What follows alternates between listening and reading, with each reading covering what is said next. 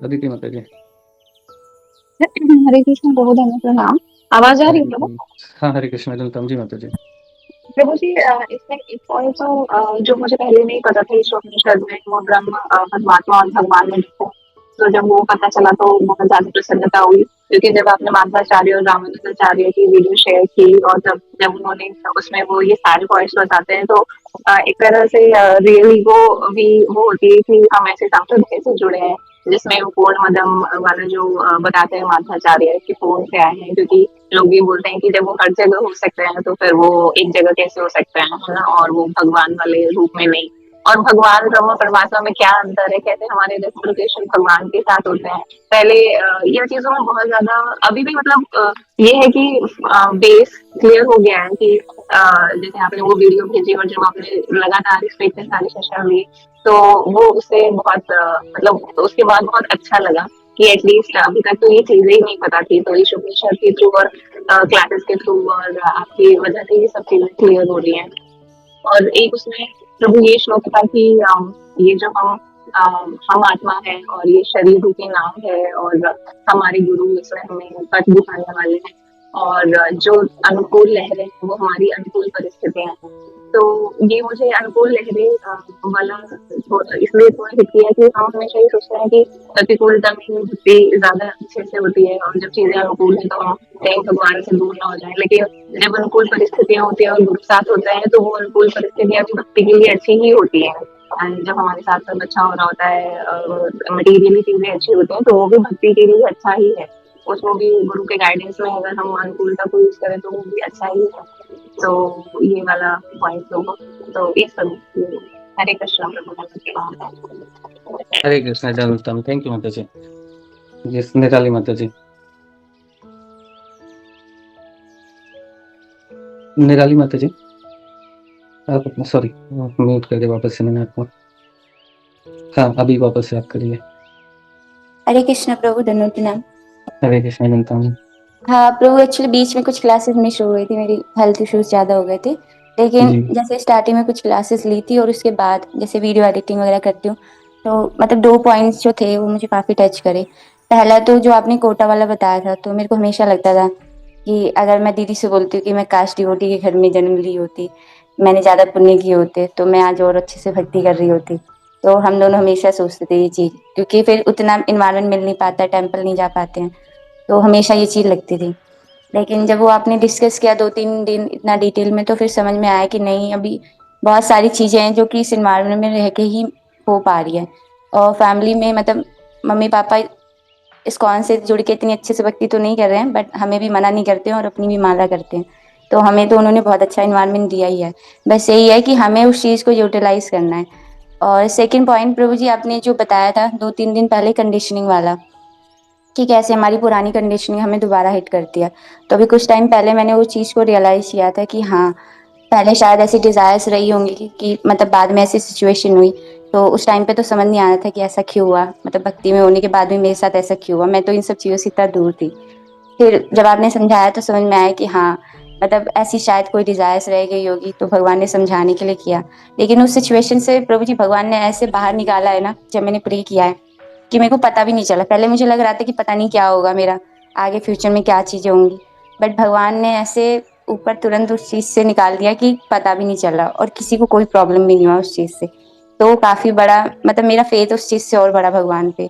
तो वही है कि प्रभु जी की भगवान ना इंटरफेयर करते रहते हैं लाइफ में, और भगवान कर रहे हैं तभी शायद भक्ति में है। अगर भगवान का इतना रेसिप्रोकेशन ना हो मेरे केस में स्पेशली, क्योंकि मेरी तबीयत इतनी खराब रहती है, तो मेरे को वैसे इतना लगता है कि मेरे को भगवान ने इतना बीमारियों वाला शरीर दिया है, तो मैं अब कैसे भक्ति करूं। लेकिन भगवान रेसिप्रोकेट भी करते रहते हैं, तो वो मेरे को मोटिवेशन रहता है कि नहीं, मतलब जो भी है मेरे कर्मों के हिसाब से, बट एटलीस्ट भगवान मुझे उस सारी सिचुएशन में एटलीस्ट मेरी भक्ति तो मुझसे करा ही रहे हैं, और सेवा जो भी मुझे थोड़ी बहुत मिली है मैं एटलीस्ट उन चीज़ों को तो कर ही पा रही हूँ। तो वही है प्रभु जी की ये 2 पॉइंट्स मुझे काफ़ी टच करे। हरे कृष्ण प्रभु धन्यवाद। हरे कृष्णा, थैंक यू माता जी। एक्चुअली क्या है ना कि कई बार तो मुझे लगता है कि हम लोग भक्तों के घर में अगर रहे तो शुरू से शायद ज्यादा करेंगे। कई बार मुझे ये भी लगता है कि शायद डिवोटीज के घर में अगर हम मतलब कहने का तो ये है कि अगर बहुत फेवरेबल सिचुएशन भी अगर रहेगी भक्ति की ना, तो भी कई बार हम उतने अच्छे से भक्ति नहीं करते हैं। मैं मतलब जब चीजें थोड़ी डिफिकल्ट होती है, फिर जो करने में मजा आता है ना वो चीजें जब फेवरेबल होती है तो नहीं हो पाता है। जब एकदम सारी डिफिकल्टीज आ रही है तब उस समय भक्ति में जो करने में जो रस आ रहा है ना। और पूरे परिवार को एक्चुअली क्या है ना कि देखिए हम जो भी चैलेंजेस फेस कर रहे हैं वो चैलेंजेस हमारे मतलब नॉर्मली अगर सब कुछ बहुत अच्छा हो जाए तो फिर मतलब फिर जीवन जीने में भी वास्तव में नॉर्मली भौतिक जगत में भी जो एकदम बिल्कुल सिल्वर स्पून लेके पैदा होता है उसका जीवन बड़ा नीरस होता है। उसको बहुत कुछ सिखाने के लिए उसके पास कुछ मतलब बोला जाए तो एक एडवेंचरस तो जीवन नहीं होता है, बहुत नीरस टाइप का ही जीवन रहता है ना। तो मतलब लेकिन जो अपने जीवन में भौतिक जीवन का भी देखा जाए तो जो संघर्ष करके बाहर निकले हैं उनका जीवन एक पूरा एक मतलब इवन मटेरियलिस्टिक लोगों का भी देखे तो उनका एक जीवन एक एग्जाम्पल है, एग्जाम्पलरी है। उनका कई सारी चीजें उनके जीवन में सीखने के लिए और उन्हीं परिस्थितियों से जब वो बाहर निकले हैं तो एक बहुत अच्छा फील होता है ना कि इन चीजों से मैं बाहर निकला।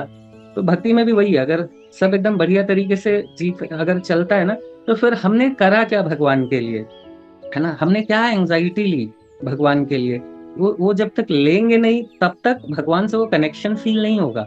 जब तक हम आउट ऑफ वे नहीं जा रहे हैं, थोड़ी एंजाइटी नहीं ले रहे हैं भगवान के लिए, भक्ति के लिए, तब तक वो होता नहीं है ना। मतलब तब तक वो रिलेशनशिप वो रिलेशमेंट नहीं फील होता। जब हम थोड़ा आउट ऑफ वे जाते हैं फिर भगवान अकॉर्डिंगली रेसिप्रोकेट करते हैं तो हमारा फेथ बहुत स्ट्रांग होता है ना। तो लव मीन्स सैक्रिफाइस, है ना, अलग अलग परिस्थितियों का। तो सैक्रिफाइस करने का मतलब बकरा सैक्रिफाइस करना नहीं होता है। सैक्रिफाइस करने का तो यही होता है ना। अलग अलग परिस्थितियों में हम जब एडवर्स सिचुएशन में भी अपने आप को पेन दे रहे हैं, है ना, भगवान की भक्ति के लिए एंजाइटी ले रहे हैं, तो जब सब कुछ अच्छा होगा तो ये कहाँ मौका मिल पाएगा। जब नहीं अच्छा है तब तो ये मौका मिल रहा है। तो वी आर सो फॉर्चुनेट कि हमें ऐसा मौका मिला है ना। ठीक है, thank you. Yes Vikas Prabhu ji, yes Vikas Prabhu जी।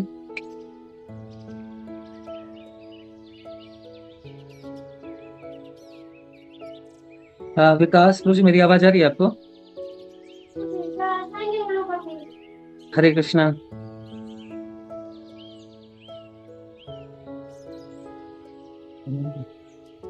तब तक और कोई शेयर करना चाहेंगे? हाँ शिवम प्रभु। हरे कृष्ण प्रभु। विकास प्रभु जी कर लीजिए। यस प्रभु बताइए। हाँ जी। मेरी बारी है प्रभु। यस यस बिल्कुल। हरे कृष्ण प्रभु, दंडवत प्रणाम प्रभु। ईशोपनिषद तो हर एक मंत्र ना खुद में ही एक ग्रंथ जैसा है। बट मुझे जो खास तौर से अच्छा लगा, जैसे प्रभु जी ने शेयर किया ना, श्लोक नंबर 5 में है कि जिसमें आज के जीवन के बारे में ना सबसे बड़ा मंत्र उसी में है। क्योंकि मुझे लगता है कि उसमें ये बताया भगवान ने कि आप जो हर एक जीव में भगवान के प्रतिरूप को देखता है, भगवान के रूप को देखता है, वो किसी से घृणा नहीं कर सकता। तो ये अगर हमारे में आ गया तो आज की लाइफ इतनी सुव्यवस्थित हो जाएगी। क्योंकि हमारे अंदर यही दिक्कत है कि हम छोटी छोटी बात पे ना लोगों से द्वेष कर लेते हैं, घृणा कर लेते हैं, या अपने आप को बहुत सुपीरियर समझने लगते हैं। तो ह्यूमिलिटी खत्म हो जाती है। तो एक बारी जब हम सब चीजों में, सब जीवों में ईश्वर को देखना शुरू करेंगे तो हिंसा खत्म हो जाएगी, हमारे मन में घृणा खत्म हो जाएगी, हमारे मन में जो अहंकार आ सकता है किसी चीज को लेके वो खत्म हो जाएगा। क्योंकि अगर हम दूसरे को भी देखेंगे भगवान का रूप है, भगवान तो सर्वशक्तिमान है, फिर हम प्लस उनसे बढ़ के कोई है नहीं। हमने जैसे लास्ट में आई थिंक 15वें या 16वें श्लोक में ये पढ़ा था कि भगवान से हम प्रार्थना कर रहे होते हैं कि आप अपने तेज को थोड़ा कम कर लीजिए जिससे मैं आपका दर्शन कर सकूं। जैसे भगवान श्री कृष्ण ने जब धृतराष्ट्र के सभा में अपना विकराल रूप दिखाया तो कोई देख नहीं पाया था क्योंकि उनकी तेज बहुत ज्यादा थी। तो ये अगर प्रतिरूप हम मानते रहेंगे कि दुनिया में जो भी सब लोग हैं सब भगवान के प्रतिरूप हैं, तो कभी अपने अंदर घमंड या किसी तरह का सुपीरियरिटी नहीं आएगा, और ना ही ये बात आएगी किसी तरह इंफीरियरिटी कॉम्प्लेक्स में नहीं आएगा। क्योंकि हम जानते हैं कि मेरे अंदर भी भगवान है, तो भगवान की शक्ति का ही रूप है, तो हम किसी से कम भी नहीं है और हम किसी से एक पैसे भी ज्यादा नहीं है। तो ये जब दोनों चीजें एक साथ मिलती है ना प्रभु, तो मुझे लगता है कि फिर सारे क्वेश्चंस का आंसर अपने आप मिल जाता है। एक जो आखिर में लास्ट अभी 2 दिन पहले आपने चर्चा करी प्रभु, वो बहुत ही टच किया मेरे को, क्योंकि वो उसमें हमेशा ही वो कहते हैं ना जैसे समुद्र में गोते लगाते रहते हैं, तो वैसा ही होता रहता है कि भक्ति के ट्रेन से हम उतरते हैं, फिर चढ़ते हैं, फिर जैसे अभी नाव में 3 आपने बताया था, नाव 3 तरीके से हम भक्ति के नाव में चढ़े हुए, 3 तरीके होते हैं जिसके कारण हम इस नाव से उतर सकते हैं। और मतलब ये भक्ति बिगड़ सकती है, वो कैसे, तो हम खुद से उसमें छिद्र कर दें by following things which are not favourable for the bhakti. तो वो है, फिर अपना एसोसिएशन ऐसे लोगों के साथ कर ले जिससे भक्ति गड़बड़ होने लगे। और तीसरा मतलब ये 2-3 श्लोक प्रभु मतलब बिल्कुल लाइव और मतलब ऑल टाइम मतलब फेवरेबल हो सकते हैं कि अगर ये तीनों फॉलो हो गए तो भक्ति हो जाएगी कंप्लीट, मतलब वो उसमें प्रगति अच्छी हो जाएगी Prabhu. Hare Krishna Prabhu. Krishna, thank you so much Guru ji. Hare Krishna. तो बहुत इम्पोर्टेंट पॉइंट था लास्ट में, just I will conclude with this statement कि ये अल्टीमेटली हम शुरुआत इसी से करा था नई उपनिषद में कि सब किसी को भगवान ने कोटा दिया है। वो कोटा है किसके लिए? कोटा है हम आध्यात्मिक प्रगति कर सके। और फिर लास्ट मंत्रा में बहुत सारी चीज़ें फिर बताई कि वास्तव में बहुत इम्पोर्टेंट था ये इस उपनिषद का मैसेज। मैं वही अगेन रिक्वेस्ट करूंगा डिवोटी से कि अगर जो पॉइंट नोट नहीं कर पा रहे हैं तो प्लीज़ कीजिए। ये ना इस इतना डिटेल में वास्तव में कहीं हम पढ़ नहीं पाएंगे। इतना डिटेल में इवन भक्ति शास्त्री भी करेंगे तो भी बहुत जल्दी कराएंगे। इतना हम लोग जो 3-3 दिन तक आराम से डिस्कशन करें तो ऐसा संभव नहीं हो पाएगा। तो ये थोड़ा डिटेल में डिस्कशन करने का पर्पज़ ये है क्योंकि हमें कोई टारगेट तो है नहीं कि हमें ख़त्म करना है, तो हम आराम से डिस्कस करते हैं ताकि हम अपने जीवन से भी सोच भी सके, रिलेट भी कर सके, है ना। तो इसीलिए थोड़ा इसके ऊपर सोचे, समय दे और इन चीज़ों को समझे। तो ये मेरा रिक्वेस्ट है कि थोड़ा पॉइंट्स ज़रूर नोट करें। और लास्ट में जैसे हमने ईशोपनिषद में ये चीज़ डिस्कशन करा कि फिर अल्टीमेटली कि भगवान पे ही हम सारा कुछ, मतलब भगवान से प्रार्थना लास्ट में यही थी कि भगवान आप मुझे मेरे कर्मों को प्यूरिफाई करिए। तो जब कल हम लोग डिस्कस कर रहे थे कि छूटने के ऊपर नहीं सोचे कि कर्मा छूट जाए, मतलब हम हमारा जीवन कंफर्टेबल हो जाए, है ना। उससे बेहतर है निकलने का प्रयास करें। और इस चीज़ को जब हम फिक्स करेंगे तो जीवन में जो भी चीज़ें आएंगी हमें यही लगेगा चलो भगवान जस्ट प्यूरिफाई कर रहे हैं ताकि कर्मा खत्म हो, है ना। और अल्टीमेट यही कंक्लूजन था कि भगवान का में श्रवण करें, जितना श्रवण करेंगे उतना ही हमारा प्रेम बढ़ेगा और इन परिस्थितियों को हैंडल करना ईजी होएगा। तो यस, शिवम प्रभु। हरे कृष्णा प्रभु जी, धन्यवाद प्रणाम। हरे कृष्णा प्रभु। प्रभु जी ये 5th वर्ष में एक एग्जाम्पल आपने और दिया था कि जैसे जब हम हाथी पे बैठने का प्रयास करते हैं तो वो खड़ा होता है तो हम नहीं चढ़ सकते, तो जब वो बैठता है तभी हम चढ़ पाते हैं। वैसे ही भगवान हमारे साथ करते हैं कि हमारे लेवल तक आके फिर हमें वो मौका देते हैं। और प्रभु जी मंत्रा 3 में एक पॉइंट था कि मनुष्य जीवन की रिस्पॉन्सिबिलिटी सेल्फ रियलाइजेशन है, मतलब उसी के लिए हमें ये जीवन मिला है। और इसके अलावा प्रभु जी जो शिप वाले आपने जो 3 पॉइंट्स अभी बताए थे वो भी बहुत रिलेटेबल भी लगे थे कि एक तो शिप को डेंजरस जगह पर नहीं लेके जाना है, तो मतलब माया को कभी चैलेंज नहीं करना है कि ओवर कॉन्फिडेंस में आके कि अब तो मैं शुद्ध भक्त हूँ और मैं कुछ भी पुराने अनर्थ मुझे अफेक्ट नहीं कर सकते, तो उस ओवर कॉन्फिडेंस में कभी नहीं आना है। और अपनी शिप में खुद से छेद नहीं करना है कि वो पाप कर रहे हैं, अपने काउंसलर से और गुरु से हाइड करके पाप कर रहे हैं और कभी किसी से डिस्कस नहीं कर रहे हैं, तो वो भक्ति को अफेक्ट करता जाएगा। और प्रभु जी स्टार्टिंग में आपने वो इन्फिनिटी वाला एक एग्जाम्पल दिया था, मतलब एक्सप्लेन किया था कि भगवान पूर्ण है और उनसे निकलने वाला भी सब कुछ पूर्ण है। तो इस केस में इन्फिनिटी माइनस इन्फिनिटी भी इन्फिनिटी ही है, जैसे ऑड इवन नंबर्स का आपने एग्जाम्पल दिया था कि वहाँ पे ऐसा नहीं होता है, बट भगवान के केस में ऐसा ही होता है। तो ये कुछ मेन पॉइंट्स है प्रभु जी। और प्रभु जी 5 स्टेजेस ऑफ भक्ति के बारे में बताया था आपने कि फर्स्ट है अनर्थ निवृत्ति, फिर सेकंड है रुचि, थर्ड है आसक्ति और फोर्थ है भाव, फिफ्थ है प्रेम।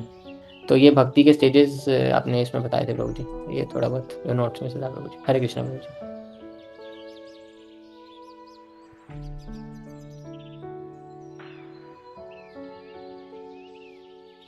हरे कृष्णा प्रभु जी।